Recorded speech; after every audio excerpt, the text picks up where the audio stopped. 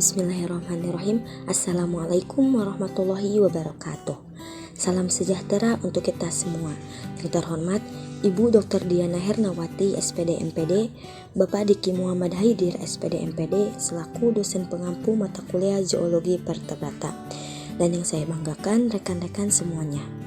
Alhamdulillahirrahmanirrahim, kita bisa mengikuti pembelajaran kali ini dan mudah-mudahan kita senantiasa diberikan kesehatan oleh Allah Subhanahu wa taala. Amin. Shalawat beserta salam semoga terlimpah curahkan kepada baginda alam, yakni Habibana wa Nabiyana Kanjeng Nabi Muhammad sallallahu alaihi wasallam. Tidak lupa kepada keluarganya, para sahabatnya, para tabi'in tabi'atnya, dan mudah-mudahan sampai kepada kita selaku umat. Sebelumnya, perkenalkan, kami dari kelompok 1 yang insya Allah akan menyampaikan mengenai materi apes atau burung. Adapun untuk anggotanya sendiri, yang pertama yaitu ada Cynthia Padilla dengan NPM 202154022. Kemudian ada Cynthia Istiqomah dengan NPM 202154027. Kemudian Anita Rahmawati dengan NPM 202154058. Kemudian Dinda Putri Lestari dengan NPM 202154072. Kemudian saya sendiri Asri Supriyatin dengan NPM 202154073. Kemudian ada Raina Putri Idaman dengan NPM 202154080. Dan yang terakhir ada Lutfi Fauzia dengan NPM 202154087. Langsung saja ke pemateri yang pertama. Tapi sebelumnya mari kita awali dengan membaca basmalah terlebih dahulu. Bismillahirrahmanirrahim. Kepada pemateri pertama, Cynthia Istiqomah, saya persilahkan. Sebelumnya terima kasih kepada moderator atas waktunya. Di sini saya mungkin akan mencoba menjelaskan mengenai hubungan filogenetik dari Apes itu sendiri. Nah, berdasarkan pohon filogeni, Apes dapat dikatakan bagian dari garis keturunan reptil, begitu pula dengan mamalia. Hal ini karena reptil mencakup semua tetrapoda kecuali amfibi, yang mana pengelompokan tersebut sudah memiliki nama yaitu amniota, dengan ciri utama yaitu perkembangan janin yang dilindungi oleh lapisan amnion. Seperti yang terlihat pada gambar, semua hewan yang berada di cabang di atas ketiga gambar tengkorak yang meliputi Synapsida, Diapsida, dan Archosauria merupakan hasil evolusi dari reptil. Synapsida sendiri berdiversifikasi pada periode Permian dan mereka disebut reptil mirip mamalia atau mamalia mirip reptil yang kemudian menurunkan mamalia. Sedangkan Diapsida berevolusi menjadi dua kelompok besar yaitu Lepidosauria dan Archosauria. Lepidosauria berevolusi menjadi banyak keluarga. Yang kita kenal akrab adalah kadal, ular, dan tuatara. Sementara Archosauria berevolusi menjadi dinosaurus, buaya, dan apes. Burung-burung keturunan Archosauria berkaitan erat dengan teropoda. Hal ini dikuatkan dengan penemuan fosil teropoda berusia 160 juta tahun di Cina, di mana selusin teropoda berbulu ditemukan, di antaranya Sinosauropteryx yang memiliki struktur tubular kecil, mirip dengan bulu burung modern pada tahap awal perkembangannya. Selain itu, ditemukan juga Caudipteryx yang merupakan teropoda ukuran kalkun dengan bulu simetris di bagian depan dan ekor. Penemuan fosil yang menunjukkan furcula juga mendukung bahwa teropoda merupakan nenek moyang burung, di mana furcula ini berasal dari perpaduan clavicula yang merupakan adaptasi burung agar dapat terbang. Teropoda yang berevolusi menjadi burung diawali dengan evolusi kemunculan bulu pada tubuh dinosaurus teropoda. Bulu pada dinosaurus teropoda memiliki fungsi utama berupa insulator atau penahan panas tubuh agar tubuh tidak cepat kedinginan. Nah, seperti yang kita tahu bahwa hewan-hewan kecil akan kehilangan panas tubuh lebih cepat dibandingkan hewan besar karena perbandingan volume dan luas permukaan tubuh mereka. Namun, teropoda mengembangkan kelebihan ini ke level berikutnya, yaitu daya tarik seksual, di mana Apes jantan menggunakan bulu-bulu mereka untuk memikat perhatian betina dan berkompetisi dengan pejantan lain, sama seperti yang dilakukan burung modern. Hal ini dibuktikan dengan ditemukannya fosil Epidexipteryx yang ditemukan di Tiongkok, yang memiliki ciri ukurannya kecil, rahangnya punya gigi yang menjorok ke depan, jari-jarinya panjang dan kurus dengan satu jari yang lebih panjang dibanding jari yang lain, dan ekornya tersusun dari deretan bulu panjang. Nah, bulu-bulu panjang yang mencolok inilah yang digunakan oleh Apes jantan untuk menarik perhatian betina. Sehingga akhirnya Dinosaurus mengembangkan bulu mereka lebih jauh lagi dan menjadikan mereka mampu meluncur atau melakukan gliding dari satu pohon tinggi ke pohon lain untuk menghindari predator atau mencari mangsa.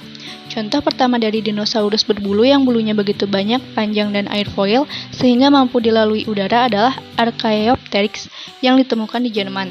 Tak lama setelah dirilisnya buku The Origin of Species sekitar tahun 1861. Yang dimana fosil ini memiliki ekor reptil yang panjang dan bentuk jari seperti cakar. Jejak bulu di ekor dan sayap pendek yang membulat adalah bukti utama yang mengarah pada interpretasi bahwa ini adalah fosil burung purba. Interpretasi gaya hidup Archaeopteryx juga penting dalam pengembangan hipotesis tentang asal-usul penerbangan. Clavicula atau tulang harapan dari Archaeopteryx berkembang baik dan mungkin memberikan titik pelekatan untuk otot sayap. Tidak seperti pada burung modern, di mana Archaeopteryx memiliki tulang dada yang rata, ekornya panjang dan berulang, dan tulang sayap yang akan digunakan dalam penerbangan kurang berkembang. Pengamatan ini menunjukkan bahwa Archaeopteryx mungkin terutama menjadi glider daripada burung terbang. Beberapa ahli zoologi juga mencatat bahwa struktur kaki belakang burung menunjukkan bahwa mereka mungkin bipedal, berlari, dan melompat di tanah. Sayap mereka mungkin berfungsi untuk mengusir serangga terbang dari udara atau menjambak serangga dan mangsa lainnya ke tanah. Sementara gigi dan cakarnya yang menyerupai cakar burung pemangsa modern mungkin digunakan untuk menangkap mangsa. Dan sayap memberikan stabilitas selama lompatan horizontal ketika mengejar mangsa dan memungkinkan penerbangan jarak pendek. Selain itu, manfaat penerbangan semacam itu mungkin pada akhirnya mengarah pada kepakan sayap yang lebih kuat sehingga burung dapat terbang. Penemuan fosil di Spanyol juga memberikan informasi penting tentang asal-usul penerbangan. Fosil Eoalulavis ditemukan di endapan berumur 125 juta tahun dan memiliki lebar sayap 17 cm atau kira-kira sama dengan goldfinch. Fosil ini menunjukkan bahwa Eoalulavis memiliki struktur sayap yang disebut alula, di mana alula ini terdapat di banyak burung modern yang melakukan penerbangan. Kehadiran alula ini menunjukkan bahwa mekanisme penerbangan kompleks yang terkait dengan penerbangan dan kemampuan bermanuver berevolusi setidaknya 125 juta tahun lalu. Sejauh yang kita tahu, keberadaan bulu tersebar di banyak anggota Theropoda. Namun lebih sedikit yang mengembangkan bulu sebagai alat tarik seksual dan lebih sedikit lagi yang berevolusi menjadikan bulunya alat untuk terbang. Aves adalah kelompok dinosaurus Theropoda yang memiliki kedua kemampuan tersebut dengan konsekuensi berupa perubahan morfologis seperti menghilangnya gigi, berubahnya rahang menjadi paruh, mereduksinya tulang ekor, dan modifikasi pada tulang lengannya sehingga cocok untuk menopang sayap. Mungkin sekian yang dapat saya sampaikan. Terima kasih. Saya kembalikan kepada moderator. Terima kasih kepada Cynthia Istiqomah yang telah memaparkan materinya. Selanjutnya ke pemaparan materi yang kedua kepada Anita Ramawati. Saya persilakan. Baik, terima kasih kepada moderator yang telah mempersilakan saya untuk menyampaikan materi selanjutnya, yaitu mengenai keanekaragaman burung modern. Klasifikasi modern berakar pada sistem Carolus Linnaeus yang memperkenalkan cara pemakaian nama ilmiah untuk suatu jenis hewan dengan menggunakan sistem dua kata Latin untuk nama spesies, disebut sistem binomial nomenklatur, yang mengelompokkan spesies menurut kesamaan sifat fisik yang dimiliki. Jadi, hewan-hewan yang dekat hubungan evolusionernya mempunyai nama genus atau marga yang sama. Pengelompokan ini sudah direvisi dan dikembangkan sejak Carolus Linnaeus hidup untuk menjaga konsistensi dengan asas sifat umum yang diturunkan dari Darwin. Klasifikasi makhluk hidup didasarkan pada persamaan dan perbedaan ciri yang dimiliki oleh makhluk hidup, misalnya bentuk tubuh atau fungsi alat tubuhnya. Makhluk hidup yang memiliki ciri yang sama dikelompokkan ke dalam satu golongan. Urutan klasifikasi makhluk hidup dari tingkat tertinggi ke tingkat terendah dimulai dari kingdom, phylum, classus, ordo, familia, genus, dan spesies. Nah, kelas Apes sendiri terbagi ke dalam banyak bangsa atau ordo yang dikenal baik karakteristiknya. Di antaranya yang pertama, subkelas Archaeornithes, yaitu burung bengkarung. Contohnya burung-burung bergigi dan mereka telah punah. Hidup dalam periode Jurasik, metakarpal terpisah, tidak ada pigostil, vertebra kaudal masing-masing dengan bulu-bulu berpasangan, seperti Archaeopterygiformes, Fosilnya terdapat di Jerman. Yang kedua ada subkelas Neornites. Subkelas Neornites ada yang telah punah, tetapi ada yang termasuk burung modern. Subkelas Neornites ada yang memiliki gigi dan tidak bergigi, dan metakarpal bersatu. Vertebra kaudal tidak ada yang mempunyai bulu berpasangan, kebanyakan mempunyai pigostil. Sternum ada yang berlunas, ada pula yang rata. Mulai ada sejak zaman Cretaceous, terbagi 4. Yang pertama, Odontognathae, merupakan burung yang memiliki rahang dengan gigi tajam yang terletak di dalam alur pada rahang dan memiliki bentuk tubuh yang memanjang. Contohnya Hesperornis dan Ichthyornis. Keduanya telah punah dan pernah ditemukan di Amerika Serikat. Yang kedua, Palaeognathai. Palaeognathai merupakan burung berjalan atau sedikit saja terbang. Tulang stertum tidak berlunas, tulang vomer yang membentuk jembatan pada tulang langit-langit serta tidak memiliki gigi. Vertebra kaudal bebas, tulang karakoid dan skapula kecil. Macam-macam ordo Palaeognathai adalah sebagai berikut. Di antaranya ada ordo Struthioniformes, ordo Reiformes, ordo Casuariformes, ordo Dinornithiformes, ordo Aepheornithiformes, ordo Apterigiformes, ordo Tinamiformes. Yang ketiga ada Inverness, burung penguin. Sayapnya digunakan untuk berenang. Mereka tidak dapat terbang, metatarsus bersatu tetapi tidak sempurna. 4 buah jari terarah ke muka, jari-jari dengan selaput, bulu-bulu kecil menutupi seluruh tubuh. Di bawah kulit terdapat lapisan lemak tebal, berdiri tegak pada metatarsus dan dapat dengan cepat menyerang. Selanjutnya materi mengenai struktur dan penggerak eksternal pada apes. Yang pertama, sistem integumen. Tubuh apes dibungkus oleh kulit yang seolah-olah tak melekat pada otot. Dari kulit akan muncul bulu yang merupakan hasil pertumbuhan epidermis menjadi bentuk yang ringan, fleksibel, dan sebagai pembungkus tubuh yang sangat resisten. Bulu adalah ciri khas kelas apes yang tidak dimiliki oleh vertebrata lain.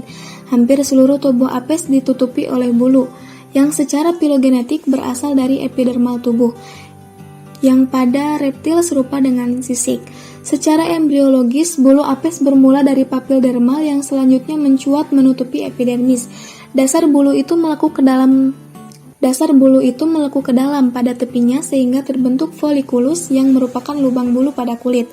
Selaput epidermis sebelah luar dari kuncup bulu menanduk dan membentuk bungkus yang halus, sedang epidermis membentuk lapisan penyusun rusuk bulu. Sentral kuncup bulu mempunyai bagian epidermis yang lunak dan mengandung pembuluh darah sebagai pembawa zat-zat makanan dan proses pengeringan pada perkembangan selanjutnya. Lubang pada pangkal kalamus disebut umbilicus inferior, sedangkan lubang pada ujung kalamus disebut umbilicus superior. Bulu burung pada saat menetas disebut neosoptil, sedangkan setelah dewasa disebut teleoptil. Pada burung heron terdapat bentukan bulu yang khusus yang disebut sebagai bulu powder atau bulu bubuk. Bulu ini hampir sama dengan bulu pada umumnya, tetapi barbulenya terpisah menjadi bubuk halus seperti bedak. Fungsi bulu ini belum jelas, tetapi pada saat burung melumasi bulu dengan cara menjilatinya, bulu bubuk membantu mengisolasi panas tubuh dan membantu menghangatkan telur saat pengeraman. Warna bulu dihasilkan oleh butir pigmen dengan dipraksi dan refleksi cahaya oleh struktur bulu atau oleh pigmen dan struktur bulu. Pigmen pokok yang menimbulkan warna pada bulu adalah melanin dan karotenoid. Karotenoid sering disebut dengan lipokrom yang tidak larut dalam air tetapi larut dalam metanol, ether atau karbon disulfida. Karotenoid terbagi menjadi 2, yaitu zuritrin atau animal red dan zeaxanthin atau animal yellow. Pigmen melanin terlarut dalam asam. Butir-butir melanin beraneka macam, yaitu dari hitam sampai coklat gelap. Pheomelanin yaitu hampir tanpa warna hingga coklat kemerahan. Nah, dapat kita lihat pada gambar, berdasarkan susunan anatomis bulu dibagi menjadi 3 macam. Yang pertama ada Piloplumae, yaitu sebagai rambut yang di ujungnya bercabang-cabang pendek halus, bisa disebut dengan hair feather. Kemudian yang kedua ada Plumulae, berbentuk hampir sebagai Piloplume dengan perbedaan detail, yaitu down feathers. Kemudian yang ketiga ada Plume, merupakan bulu yang sempurna atau canter feathers. Menurut letaknya, bulu digolongkan menjadi 3. Yang pertama ada Tetrikes, yaitu bulu yang menutupi badan. Yang kedua ada Ritrikes, yaitu bulu yang berpangkal pada ekor. Vexillumnya simetris karena berfungsi sebagai kemudi ketika burung sedang terbang. Yang ketiga ada Remiges, yang terdapat pada sayap dan di bagi atas.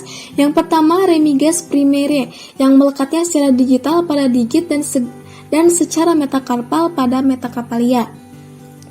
Yang kedua ada remiges secundariae yang melekatnya secara kubital pada radiol ulna. Yang ketiga ada parapterum yang menutupi daerah bahu. Kemudian yang keempat ada alas spuria sebagai bulu kecil yang menempel pada poluk atau ibu jari. Nah, dapat kita lihat pada gambar selanjutnya yaitu bentuk paruh pada burung. Contoh burungnya itik. Itik itu contoh paruhnya seperti sudut dan pangkal bergerigi berguna untuk menyaring makanan dari air dan lumpur. Jenis makanan yang biasa dimakan oleh paruh jenis ini yaitu ikan atau cacing. Kemudian burung elang, paruhnya tajam, kuat, runcing dan agak membengkok untuk mengoyak makanan yang berupa daging. Jenis makanan yang biasa dimakan yaitu ular, ayam dan kelinci.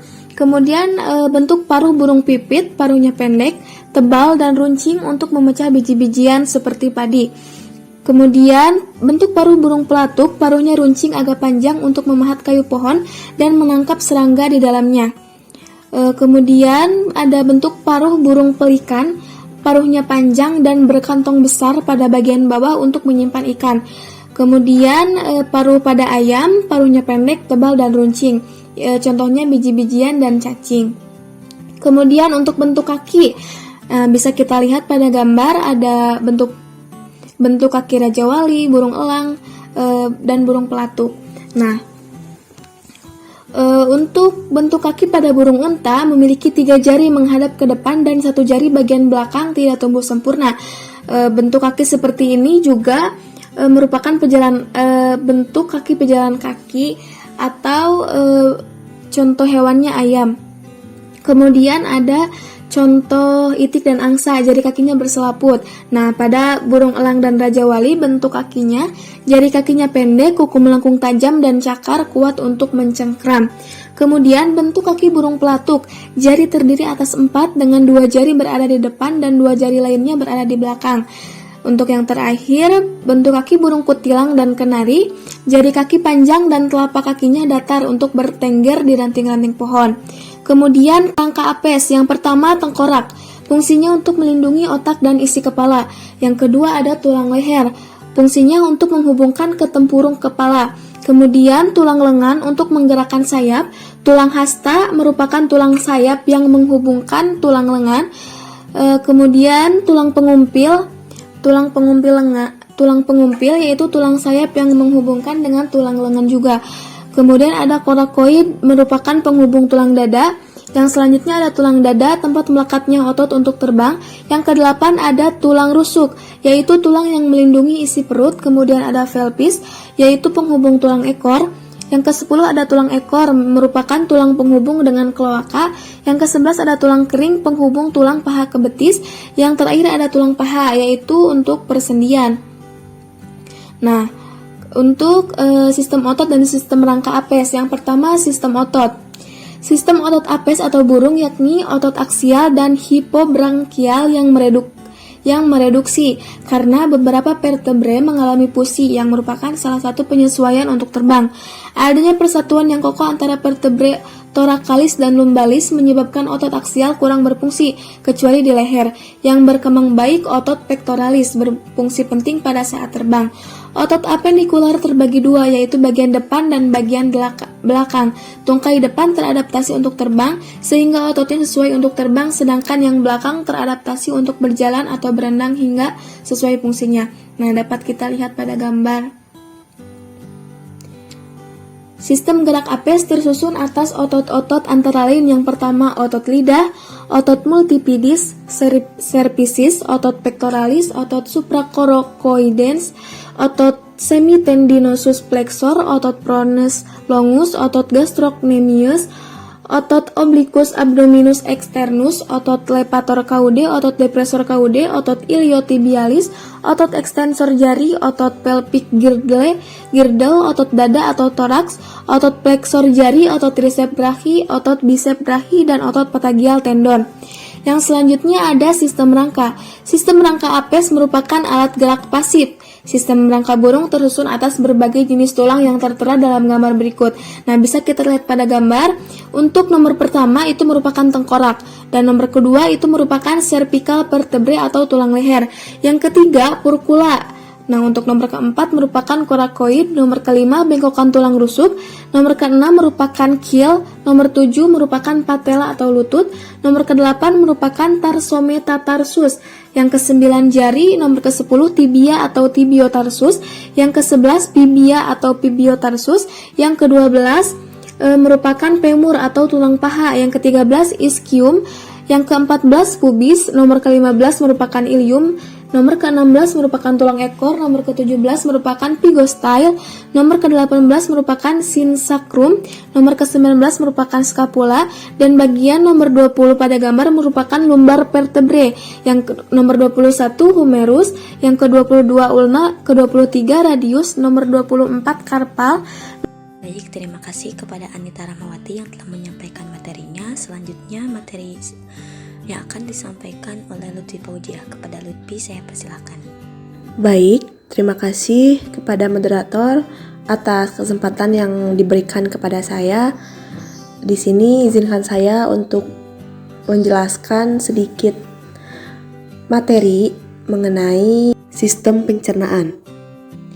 Alat-alat pencernaan pada AFES. Yang pertama, paru dan lidah. Paru dan lidah dimodifikasi untuk kebiasaan makan yang beragam dengan sumber makanan yang beragam pula. Fungsi paru yang pertama adalah untuk mengambil makanan. Sudah kita ketahui bahwa burung akan mengambil makanan menggunakan paruhnya. Di sini sebagai contoh yakni ada burung flamingo yang akan menunduk ketika mengambil makanan di dalam air. Nah, selain untuk mengambil makanan, paruhnya juga dapat memfilter atau menyaring makanan yang masuk. Yang kedua adalah untuk membuat sarang, di mana burung akan menggunakan paruhnya untuk mengambil rumput kering sebagai bahan dasar untuk membuat sarangnya. Yang ketiga adalah sebagai alat pertahanan. Contohnya, pada burung elang memiliki paruh yang kuat dan kokoh yang berfungsi selain untuk makan, tapi juga sebagai pertahanan yang digunakan untuk merobek mangsanya atau musuhnya. Selanjutnya adalah fungsi lidah. Fungsi lidah yang pertama yakni untuk mengambil makanan. Sebagai contoh, lidah burung kolibri. Lidah burung kolibri memiliki keunikan di mana lidahnya itu dapat menjulur panjang keluar yang digunakan untuk masuk ke dalam bunga sehingga burung kolibri tersebut dapat menghisap nektar dari bunga tersebut. Yang kedua, lidah pada burung dapat digunakan untuk membentuk sarang. Contohnya yakni pada burung sapsucker, ia akan membuat lubang pada pohon, lalu akan menggunakan lidahnya seperti sikat, yakni untuk membersihkan getah-getah pada lubang di pohon tersebut. Selanjutnya adalah kerongkongan.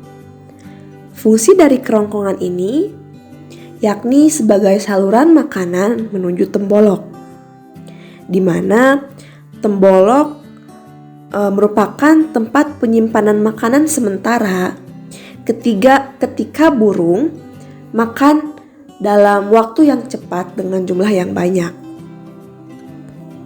Selanjutnya yakni lambung. Lambung pada burung terbagi menjadi dua bagian. Yang pertama adalah proventriculus. Proventriculus ini disebut juga dengan lambung kelenjar, yang memiliki fungsi untuk mengeluarkan cairan lambung sebagai proses awal dari proses pencernaan. Yang kedua adalah ventriculus atau gizzard, disebut juga sebagai lambung pengunyah karena dinding-dinding lambung ini berotot yang berfungsi untuk menghancurkan bahan makanan yang keras seperti biji. Selanjutnya adalah liver. Liver ini berfungsi untuk membantu pencernaan makanan. Lalu ada pankreas yang akan menghasilkan enzim. Selanjutnya ada usus halus. Di sini terjadi proses pencernaan makanan dan penyerapan sari-sari makanan. Lalu ada usus besar yang merupakan saluran sisa makanan ke rektum. Lalu burung memiliki ceca berpasangan yang berfungsi untuk yang mengandung bakteri untuk pencernaan selulosa. Dan terakhir adalah kloaka yang berfungsi sebagai jalan keluarnya sisa pencernaan makanan. Nah, kloaka ini juga disebut sebagai muara 3 saluran karena ini berfungsi untuk 3 saluran pengeluaran. Yang pertama itu pengeluaran dari hasil pencernaan, yang kedua saluran pengeluaran sebagai uretra dari ginjal, dan yang ketiga sebagai saluran kelamin. Adapun mekanisme dari pencernaan makanan aves sendiri, yakni yang pertama, makanan akan masuk melalui paru, lalu akan masuk ke kerongkongan. Selanjutnya, masuk ke lambung. Nah, dari lambung ini, makanan hasil pencernaan akan menuju ke usus halus. Di dalam usus halus, terjadi pencernaan secara kimiawi oleh enzim-enzim pencernaan yang dihasilkan pankreas dan empedu yang dihasilkan oleh hati. Selanjutnya, sari-sari makanan hasil pencernaan akan diserap oleh pembuluh-pembuluh darah di usus halus. Lalu, sari-sari makanan tersebut akan diedarkan ke seluruh tubuh oleh darah. Sisa-sisa makanan yang tidak diserap akan masuk ke usus besar dan menjadi feses. Nah, selanjutnya, feses akan menuju rektum dan dikeluarkan melalui kloaka. Selanjutnya adalah sistem peredaran darah. Pada dasarnya, sistem peredaran darah pada aves hampir mirip dengan sistem peredaran darah pada kerja jantung mamalia. Ukuran jantung aves berukuran sebesar 2,4% dari total berat badannya. Jantung memiliki 4 ruang, yakni atrium kanan, atrium kiri, ventrikel kanan, dan ventrikel kiri. Terdapat sekat antara ruang-ruang pada jantung tersebut. Sekat ini berfungsi sebagai pemisah dengan tujuan untuk menghindari tercampurnya darah yang kaya akan oksigen dengan darah yang kaya akan karbon dioksida. Burung dengan ukuran badan yang besar, jantungnya itu relatif akan lebih kecil dengan detak jantung yang lambat. Misalnya, pada burung unta, detak jantungnya itu antara 38 sampai 176 kali per menitnya. Hal ini berlawanan dengan burung kolibri, di mana burung kolibri ini mampu menghasilkan 1000 denyut dalam 1 menit. Untuk peredaran darah pada aves itu dibagi menjadi 2. Yang pertama adalah peredaran darah kecil. Nah, peredaran darah kecil ini diawali dari darah yang mengalir berasal dari seluruh tubuh ke ventrikel kanan. Kandungan karbon dioksida pada jantung dipompa menuju paru-paru melalui arteri pulmonalis untuk melepaskan kandungan karbon dioksida pada darah dan mengikat oksigen. Selanjutnya, darah tersebut akan mengalir dan masuk ke atrium kiri. Dan akhirnya, darah masuk ke ventrikel kiri. Yang kedua adalah peredaran darah besar.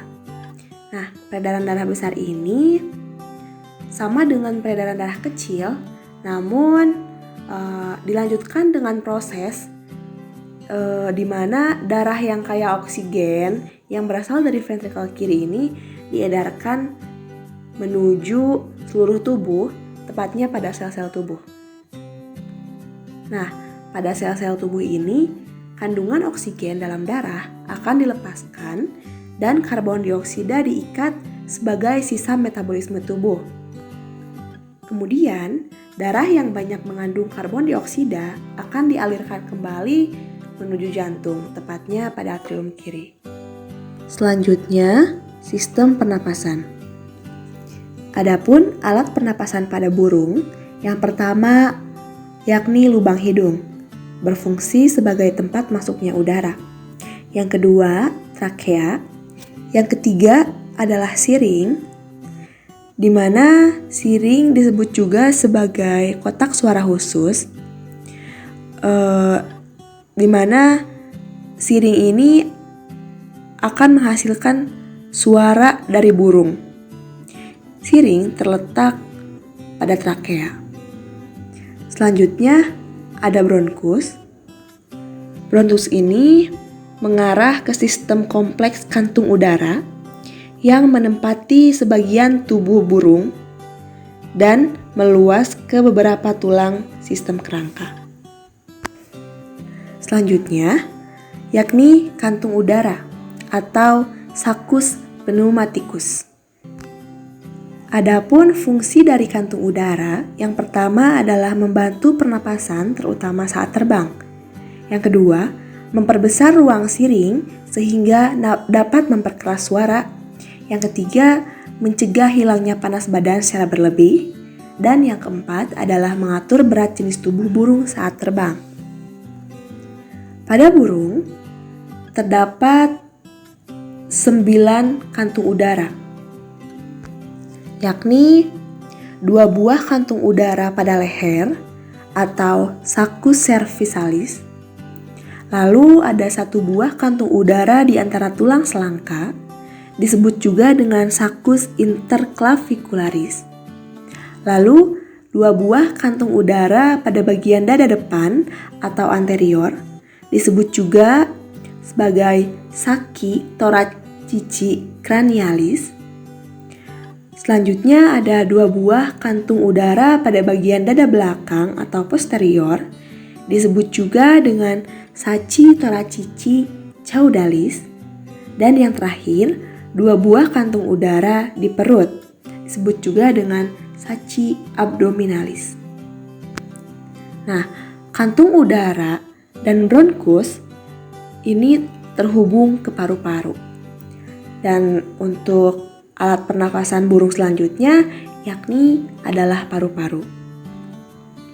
Dalam paru-paru terdapat percabangan-percabangan kecil yang menyerupai tabung kecil yang dinamakan parabronki. Selanjutnya adalah mekanisme pernapasan burung yang dibagi 2. Yang pertama adalah mekanisme pernapasan burung saat sedang istirahat, dan yang kedua adalah mekanisme pernapasan burung saat terbang. Adapun mekanisme pernapasan burung saat istirahat, yang pertama adalah inspirasi. Proses inspirasi ini yang pertama yakni pengambilan udara yang dimulai dari adanya pergerakan tulang rusuk ke arah depan bawah. Selanjutnya, rongga dada akan membesar, tetapi tekanan udara mengecil. Lalu, diikuti dengan mengembangnya paru-paru dan mengecilnya tekanan di dalam rongga paru-paru. Akibatnya, udara masuk ke dalam paru-paru melalui saluran pernapasan antara lain melewati lubang hidung luar, lubang hidung dalam, celah tekak, trakea, siring, dan terakhir udara masuk ke dalam paru-paru. Selanjutnya, udara akan masuk ke parabronki. Nah, di dalam parabronki ini terjadi pertukaran oksigen dan karbon dioksida. Udara yang masuk akan terbagi menjadi dua, di mana sebagian udara akan masuk ke dalam paru-paru dan sebagian udara lainnya akan masuk ke kantong udara. Selanjutnya adalah proses ekspirasi, di mana tahap pertama adalah tulang rusuk akan kembali ke posisi semula. Lalu otot-otot dada bekerja dengan mengecilkan rongga dadanya, sedangkan tekanan rongga dada menjadi besar. Ruangan dari paru-paru menjadi tertekan sehingga menjadi sempit, sedangkan tekanan dalam ruangan paru-paru akan menjadi besar. Udara keluar dari kantong udara dan paru-paru. Nah, saat udara melewati paru-paru, akan terjadi difusi oksigen dan karbon dioksida lagi. Untuk selanjutnya, yakni mekanisme pernapasan burung saat terbang. Diawali dengan pada saat burung terbang dan mengangkat sayapnya, akan mengakibatkan kantong udara antar tulang korakoid terjepit, tetapi kantong udara yang terletak di bawah akan mengembang. Udara akan masuk ke kantong udara yang berada di bawah ketiak. Selanjutnya akan terjadi proses masuknya udara atau inspirasi yang ditandai dengan terjadinya difusi oksigen dan karbon dioksida di dalam paru-paru. Pada saat burung menurunkan sayapnya, akan mengakibatkan kantong udara yang berada di bawah ketiak terjepit sehingga menyebabkan kantong udara antar tulang korakoid mengembang. Kemudian, udara akan masuk ke dalam kantong udara antar tulang korakoid sehingga terjadilah ekspirasi yang ditandai dengan terjadinya difusi oksigen dan karbon dioksida. Selanjutnya, yakni termoregulasi. Termoregulasi merupakan kemampuan tubuh makhluk hidup untuk menyeimbangkan produksi panas dan kehilangan panas dengan tujuan untuk menjaga suhu tubuh tetap dalam keadaan normal. Burung tidak memiliki kelenjar keringat, sehingga akan kehilangan panas tubuh melalui pendinginan evaporatif. Maka dari itu, untuk mempertahankan panas di dalam tubuhnya, burung akan melakukan yang pertama, akan berkerumun, di mana burung akan berkumpul dan berbagi sarang dengan burung yang lain, sehingga hal tersebut dapat menghangatkan tubuh burung. Yang kedua, burung juga memiliki bulu pada tubuhnya, khususnya pada bagian kaki. Bulu pada kaki bersifat kaku dan saling mengunci sehingga dapat mempertahankan udara panas dari dalam tubuh. Nah, selain itu, pertukaran panas yang berlawanan antara darah hangat yang mengalir ke kaki dan darah dingin yang mengalir ke inti tubuh dari kaki akan mencegah kehilangan panas yang berlebih di daerah kaki. Nah, selanjutnya burung juga akan melakukan respon menggigil, di mana dengan menggigil ini pada beberapa saat akan menghangatkan tubuh burung secara alami, sehingga suhu tubuh burung akan meningkat. Nah, selain dapat mempertahankan panas pada tubuhnya, burung juga dapat atau memiliki kemampuan untuk menghilangkan panas pada tubuhnya. Dengan cara yang pertama adalah terengah-engah. Nah, burung akan terengah-engah dengan membuka mulutnya dengan tujuan untuk membuang panas melalui saluran pernapasan. Yang kedua, burung juga memiliki kemampuan yang disebut dengan gular fluttering, di mana beberapa spesies burung memiliki semacam kantung di tenggorokannya yang bisa digerakkan seakan-akan dikibarkan. Nah, gerakan tersebut dinamakan dengan gular fluttering. Gular fluttering ini akan membantu mendorong udara masuk ke area lembab rongga bukal atau mulut, lalu akan menghasilkan suhu dingin dan akan mendinginkan tubuh burung.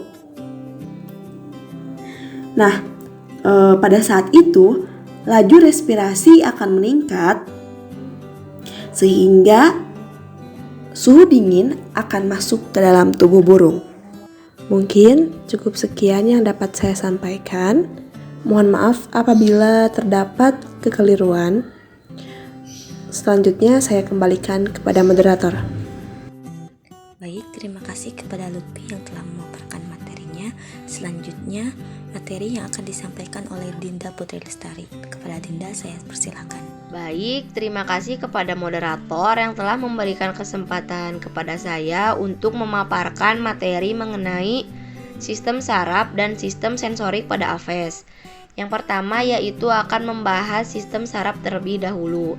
Sistem saraf pada aves terbagi menjadi dua sistem, yaitu yang pertama ada sistem saraf pusat dan sistem saraf tepi. Untuk sistem saraf pusat terdiri dari otak.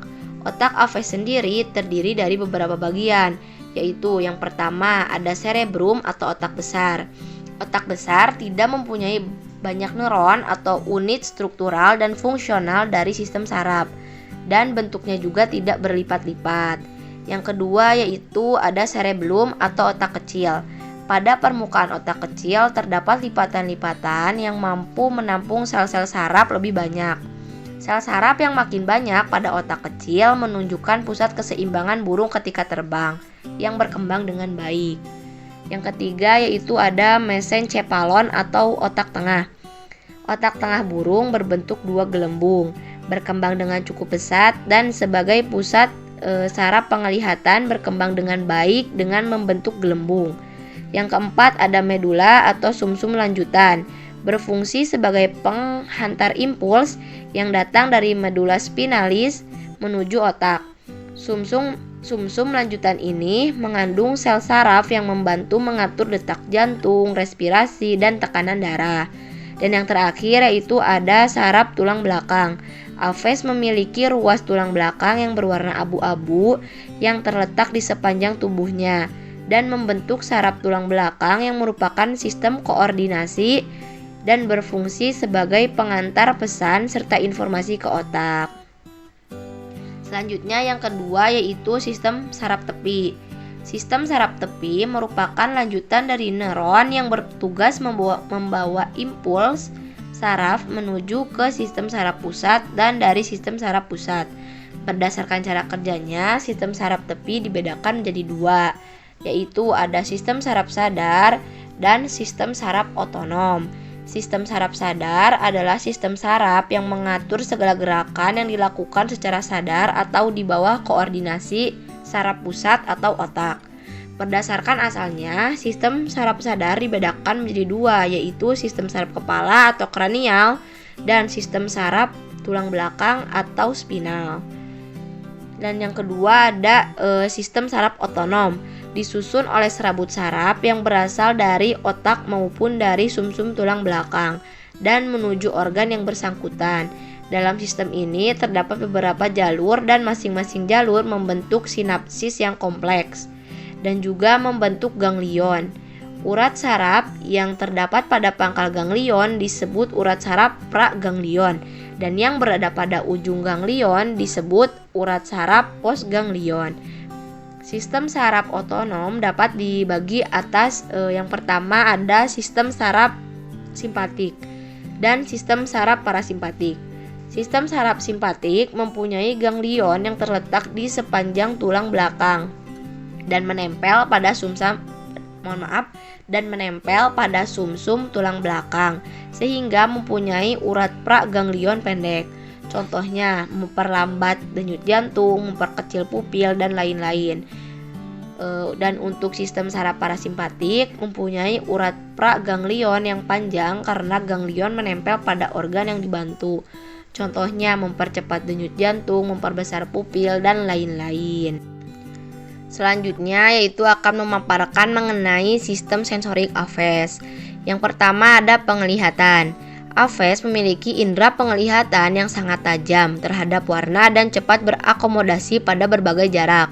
Struktur mata burung mirip dengan vertebrata lainnya. Mata mereka biasanya agak rata ke arah belakang atau anterior, tetapi pada burung pemangsa mata mereka menonjol ke arah depan atau posterior karena kornea yang menonjol. Burung memiliki mekanisme pemfokusan ganda yang unik dengan struktur seperti bantalan yang mengontrol kelengkungan lensa dan otot silindris yang mengubah kelengkungan kornea. Pemfokusan ganda ini berfungsi agar burung tetap fokus saat melakukan penurunan untuk memangsa mangsanya dalam waktu yang singkat dan sangat cepat. Mata burung memiliki retina yang tebal dan mengandung sel batang serta sel kerucut. Sel batang akan aktif di bawah intensitas cahaya yang rendah, sedangkan sel kerucut akan aktif di bawah intensitas cahaya yang tinggi dan sangat terkonsentrasi pada titik fokus. Titik fokus tersebut biasa disebut dengan fovea. Beberapa burung memiliki 2 fovea per mata mereka. Pada retina bagian tengah disebut fovea pencarian yang berfungsi memberikan sudut pandang monokular yang lebar untuk burung. Dan yang kedua ada fovea posterior berada di tepi depan retina yang berfungsi untuk penglihatan binokular burung. Dan seperti reptil, burung juga memiliki membran nictitating yang ditarik di atas permukaan mata mereka yang berfungsi untuk membersihkan serta melindungi mata mereka. Yang kedua ada penciuman. Penciuman burung berperan kecil dalam kehidupan mereka. Lubang luar terbuka di dekat pangkal paruh, tetapi epitel olfaktorius kurang berkembang dengan baik. Pengecualian untuk burung nasar kalkun karena mereka dapat menemukan mangsa yang sudah mati dan sekarat dengan menggunakan penciuman mereka. Yang ketiga ada pendengaran. Burung memiliki pendengaran yang berkembang dengan baik. Telinga burung dibagi menjadi 3 bagian, yaitu ada bagian luar, tengah, dan dalam. Pada sebagian besar burung, bulu-bulu khusus menutupi bukaan telinga untuk meminimalisir guncangan. Dan terdapat koklea yang berfungsi mentransmisikan getaran kepada saraf pendengaran. Burung memiliki sensitivitas telinga antara 100 sampai 15.000 Hz. Dan yang keempat yaitu ada peraba. Burung memiliki kulit dengan saraf sensorik seperti pada mamalia yang dapat mendeteksi panas, dingin, tekanan, dan sakit. Saraf sensorik ini dapat ditemukan pada bulu yang digunakan untuk terbang dan memiliki peranan yang sangat penting dalam penerbangan. Dan yang terakhir yaitu pengecap. Tunas pengecap terletak pada bagian belakang pada lidah dan dinding faring. Jumlah dari tunas pengecap aves lebih sedikit dibandingkan dengan mamalia. Aves dapat merasakan rasa manis, asin, asam, dan pahit. Baik, sekian yang dapat saya paparkan. Mohon maaf apabila terdapat kesalahan. Saya kembalikan kepada moderator. Terima kasih kepada Dinda yang telah menyampaikan materinya. Untuk materi selanjutnya yang akan disampaikan oleh Raina Putri Idaman. Kepada Raina saya persilahkan. Baik, terima kasih kepada moderator yang telah memberikan kesempatan kepada saya untuk memaparkan materi mengenai sistem reproduksi dan pengembangan pada apes. Dalam aktivitas seksualnya, burung melakukan beberapa kegiatan, yaitu pertama, membangun wilayah. Membangun wilayah ini dilakukan sebelum kawin, yang bertujuan agar ketika kawin, mereka tidak mendapat gangguan. Mereka akan menyediakan sarang dan sumber makanan untuk diri mereka dan keturunannya. Aktivitas yang kedua yaitu mencari pasangan. Untuk bisa kawin, burung harus mencari pasangannya. Hal tersebut dilakukan dengan cara menarik perhatian pasangan. Contohnya, burung pelatuk jantan menabuh genderang di pohon untuk menarik perhatian betina. Lalu, burung beliwis jantan akan mengipaskan sayapnya pada batang kayu dan menciptakan suara yang bisa terdengar hingga bermil-mil.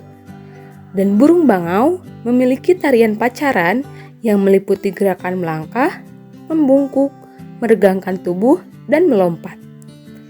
Aktivitas yang ketiga yaitu membuat sarang. Nah, membuat sarang ini biasanya dimulai setelah burung berpasangan.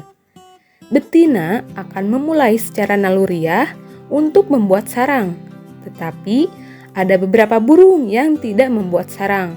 Contohnya, pinguin kaisar, karena mereka berkembang biak di salju dan tidak terdapat bahan untuk membuat sarang. Aktivitas yang keempat adalah mengerami telur. Sebagian besar burung mengerami telurnya dan beberapa burung memiliki inkubasi tanpa vaskularisasi atau tambahan induk yang membantu menjaga telur pada suhu 33 sampai 37 derajat Celcius. Masa inkubasi ini berlangsung selama 10 sampai 80 hari dan berkolerasi dengan ukuran telur serta tingkat perkembangan saat menetas. Dan aktivitas yang terakhir yaitu memberi makan anak burung. Nah, terdapat dua jenis anak burung setelah menetas. Yang pertama, tidak berdaya setelah menetas, sehingga induk harus selalu memberikan makanan pada anak burung sampai anak tersebut dapat meninggalkan sarang. Anak burung ini disebut altrisial. Mereka biasanya menetas dalam keadaan telanjang, tumbuh dengan cepat, dan meninggalkan sarang dengan ukuran tubuh sebesar induk mereka. Dan yang kedua adalah anak burung yang mandiri setelah menetas. Mereka biasanya tertutup bulu, dapat berjalan, berlari, dan makan sendiri. Biasanya, salah satu induk akan membantu anak-anaknya ke tempat makanan dan tempat berteduh. Anak burung ini disebut prekosial. Reproduksi apes dilakukan secara opipar dan fertilisasi internal. Fertilisasi pada burung akan terjadi di daerah ujung opiduk yang ditandai dengan masuknya sel sperma ke opiduk. Ovum yang telah dibuahi tersebut akan bergerak mendekati kloaka. Ketika perjalanan melalui kloaka, ovum yang telah dibuahi sperma tersebut akan dikelilingi oleh cangkang berupa zat kapur. Pertumbuhan embrio menjadi anak burung sangat dibantu oleh suhu tubuh induk saat pengeraman. Adapun untuk struktur alat reproduksi pada burung tertera pada gambar. Yang pertama ada alat reproduksi pada betina. Betina memiliki dua ovarium yang terbentuk selama perkembangan, tetapi biasanya hanya ovarium kiri yang berkembang dengan baik. Terdapat juga sebuah lubang berbentuk corong atau ostium yang berfungsi sebagai saluran sel telur yang menyelubungi ovarium dan menerima sel telur setelah ovulasi. Sel telur akan dibuahi di bagian atas saluran sel telur dan albumen yang disekresikan oleh daerah kelenjar dari dinding saluran sel telur yang secara bertahap mengelilingi zigot saat menyelesaikan perjalanannya. Kelenjar cangkang di bagian bawah saluran sel telur ini akan menambah cangkang dan kemudian opiduk membawanya ke dalam kloaka. Yang kedua yaitu alat reproduksi pada jantan. Gonad atau alat kelamin berada di daerah perut punggung di sebelah ginjal. Terdapat sepasang testis dan tubulus melingkar atau vas deferens yang mengalirkan sperma ke kloaka. Terdapat juga vesikula seminalis yang berfungsi sebagai penyimpan sementara dan pematangan sperma sebelum kawin. Testis akan membesar selama masa kawin, kecuali pada unggas air dan burung unta tertentu. Burung tidak memiliki organ intromiten atau organ eksternal alat reproduksi jantan untuk mengeluarkan sperma saat bereproduksi, sehingga sperma dipindahkan melalui kontak kloaka ketika jantan menunggangi betina. Dalam perkawinannya, burung terbagi menjadi 3 macam, yaitu monogami, poligami, dan poliandri. Monogami yaitu seekor jantan hanya berpasangan dengan satu betina selama musim kawin, dan beberapa burung berpasangan seumur hidup seperti angsa dan elang. Monogami pada umumnya terjadi ketika sumber daya didistribusikan secara luas dan merata, dan satu burung tidak dapat mengontrol akses ke sumber daya. Monogami menguntungkan kedua induk karena mereka saling bekerja sama untuk membangun sarang. Salah satu induk mengerami dan melindungi telur, dan satu induk lainnya mencari makan.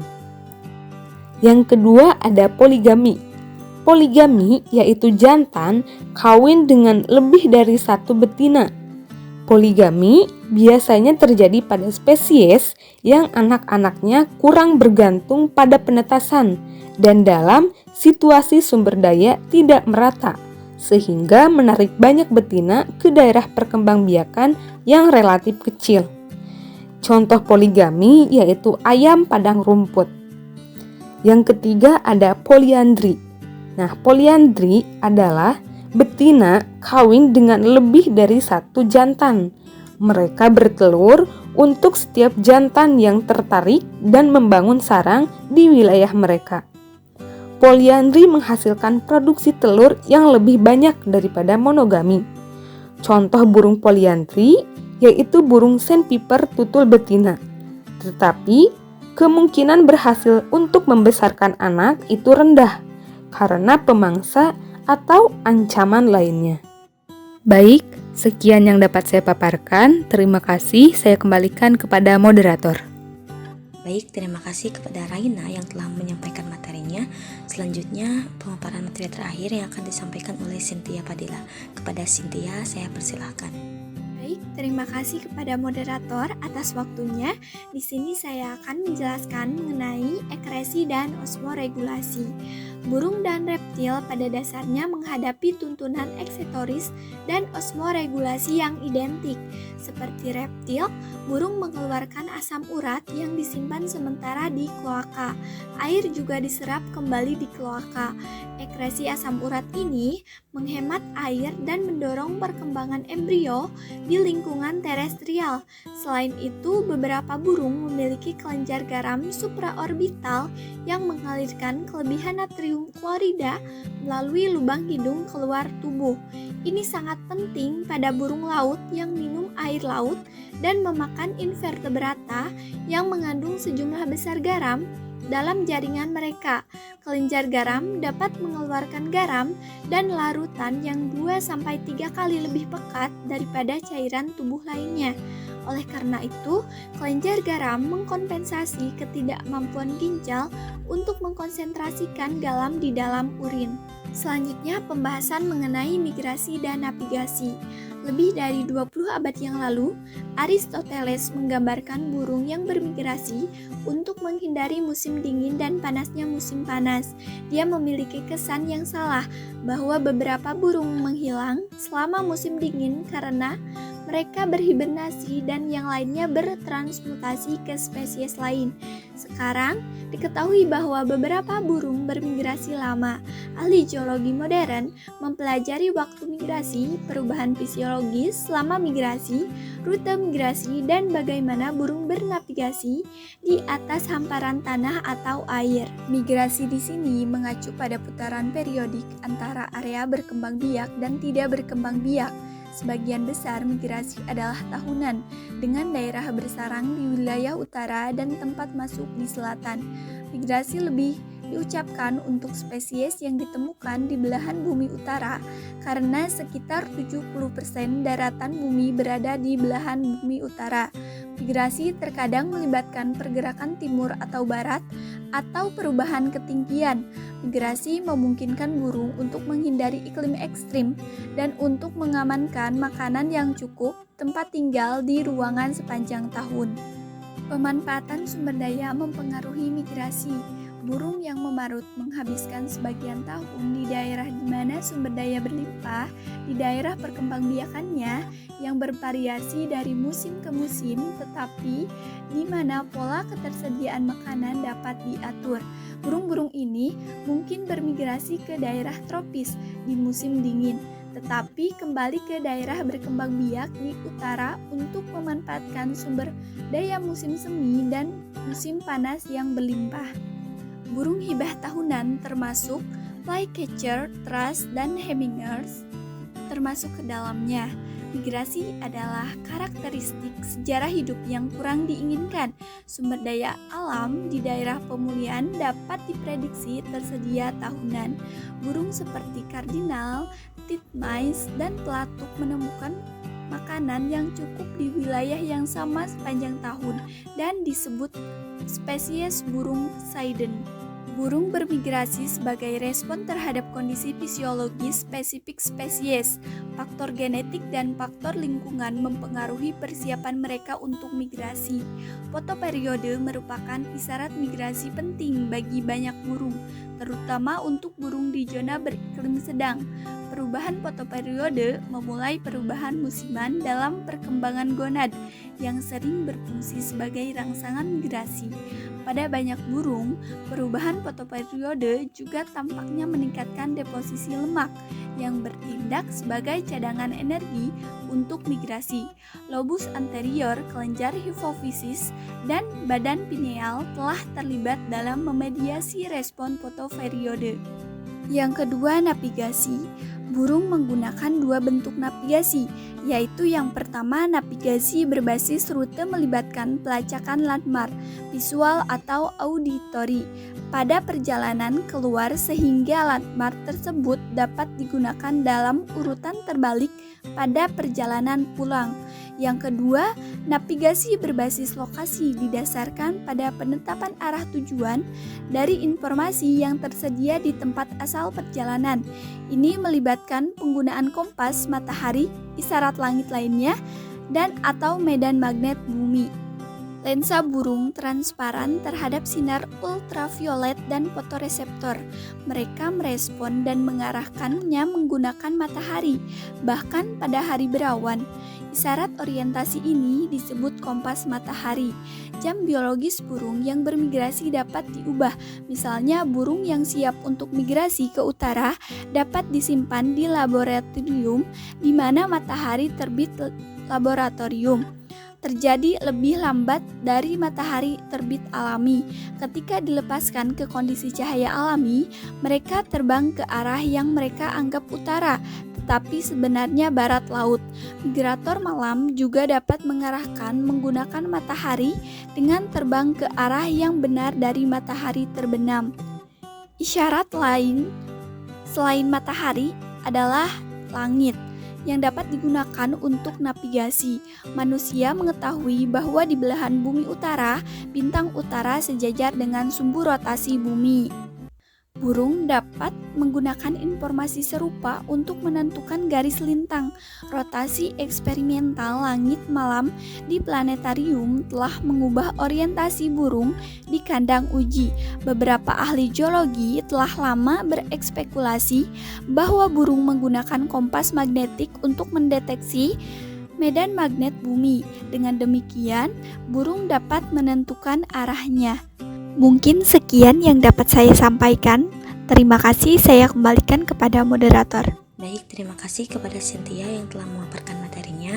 Dan alhamdulillah pemaparan materi dari awal sampai akhir telah selesai. Mudah-mudahan ada manfaatnya. Sekian dari kelompok kami, kurang lebihnya mohon maaf. Terima kasih. Wassalamualaikum warahmatullahi wabarakatuh.